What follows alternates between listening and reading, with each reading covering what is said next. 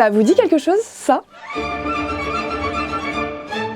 C'est le mythique air de Figaro dans Le Barbier de Séville.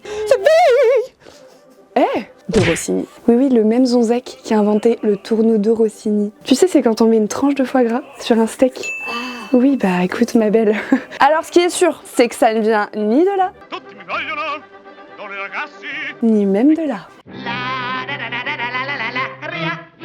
On l'a redécouvert à la scène musicale grâce à Mathieu Herzog dans une représentation de Vous trouvez ça classique? C'est un concert avec 50% de méga tubes de la musique classique et 50% d'anecdotes croustipiques. Mais revenons à notre mouton being, l'air de Figaro. Alors déjà, permettons-nous un anachronisme. C'est un méga tube. D'ailleurs, Mathieu Herzog nous l'a dit, Rossini c'est banger sur banger. Rossini, on pourrait dire que c'est un compositeur commercial. C'est quelqu'un qui avait compris que en répétant une mélodie simple plusieurs fois, les gens allaient s'approprier. Et c'est tellement un tube qu'il a même inspiré un tube iconique de la pop, Grace Kelly de Mika. J'ai commencé avec ça. Et c'est pas parce que c'est un tube que c'est de la soupe, hein. Il y a un maximum d'exigence, un maximum de virtuosité, un maximum de technicité. Stendhal a même écrit sur cet air que de feu, que de légèreté, que d'esprit dans le tri. J'ai pas souillé Stendhal, non, j'ai bien dit ce qu'il avait dit, oui, c'est bon. C'est un air qui appartient au bel canto. C'est une technique de chant qui a pour but d'en mettre plein la vue.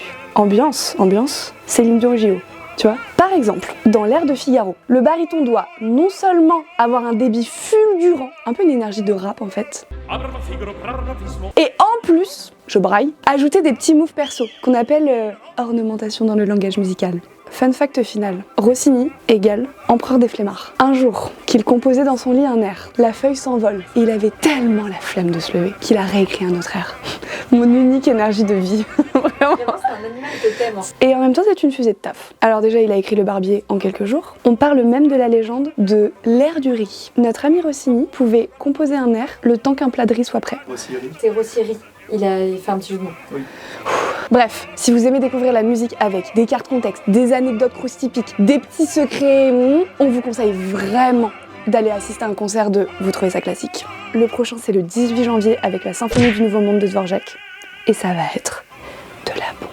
Tu me feras un truc au montage, s'il te plaît? Avec une bombe qui Ouais, ouais. Tu me fais un bruitage de bombe constant, s'il te plaît. Tu garderas ça au montage, j'espère. Hein. J'espère bien.